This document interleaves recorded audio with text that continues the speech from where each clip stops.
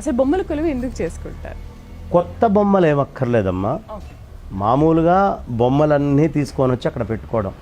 ఇప్పుడు ఈ బొమ్మల్లో మగ బొమ్మలు ఉన్నాయి, ఆడబొమ్మలు ఉన్నాయి, భవనాలు ఉన్నాయి, ప్రకృతి ఉంది, చెట్లు ఉన్నాయి, అన్నిటినీ పెడుతున్నాం. ఈ మొత్తము విశ్వమంతా ఆ అమ్మవారి యొక్క బొమ్మల కొలువే.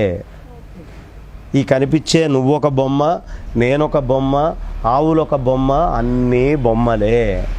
ఇవి బొమ్మలే అని చెప్పడానికి ప్రేక్షకులు ఎవరైనా సరే టీవీలో మన ఇద్దరిని చూస్తే ఈ కార్యక్రమం చూస్తున్నప్పుడు లోపల కూర్చున్నది 2 బొమ్మలే తప్ప జీవం ఉన్నవి కాదు.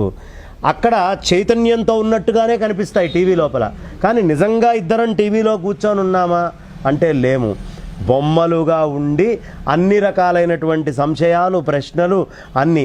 ఈ బొమ్మల్ని చిత్రీకరించేవాళ్ళు, ఈ బొమ్మల్ని వెనకాల నుంచి తీసేవాళ్ళు, దీనికి అవసరమైనటువంటి వ్యవస్థని ఏర్పాటు చేసేవాళ్ళు, వెనకాల పెద్ద తతంగం ఉంటే టీవీలో బొమ్మ కనిపిస్తుంది, కానీ ఆ తతంగం అంతా టీవీలో చూసేవాడికి కనిపించదు. టీవీలో ఈ 2 బొమ్మలే కనిపిస్తున్నాయి. అలాగే ఈ కనిపించే బొమ్మలు, మీకు కనిపించే బొమ్మలన్నీ కూడా నా సృష్టే.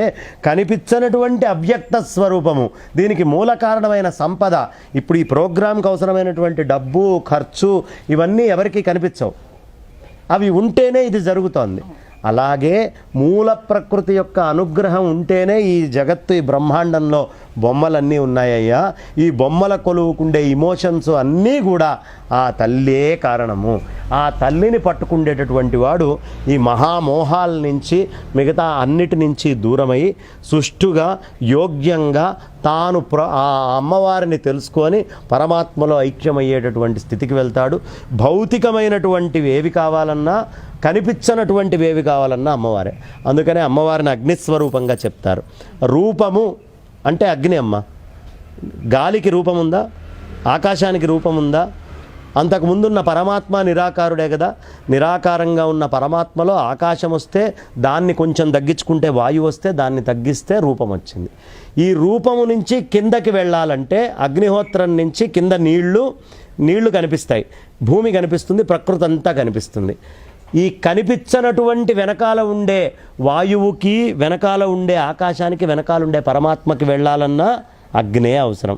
అందుకనే మనం హోమాలు, యజ్ఞాలు, యాగాలు, చండీ యాగాలు ఇవన్నీ చేసి కనిపించేటటువంటి వాటిని కనిపించని శక్తుల దగ్గరికి, కనిపించని శక్తుల దగ్గర ఉండేటటువంటి జలాలు అన్నిటినీ కనిపించేటటువంటి మన దగ్గరికి మార్పు చేర్పులు చేస్తూ ఉంటారు. అదే ప్రొడక్షన్లో వెనకాల కనిపించనటువంటి శక్తి ప్రోగ్రామ్ని బయట జనాల దగ్గర ఉండేటటువంటి విషయాలన్నీ కూడా కనిపించకుండా ఉండే వాళ్ళ దగ్గరికి వెళ్ళి రైటప్లో కథలుగా చేర్చి మళ్ళీ కథగా బయటకు వస్తూ ఉంటుంది. ఇదే అమ్మవారు ఆడే నాటకం. అన్ని బ్రహ్మాండాలలో అదే బొమ్మల కొలువు. బొమ్మల కొలువుని అసలు ఎంత చక్కటి ఉదాహరణతో వివరించారు అసలు. చాలా బాగుంది.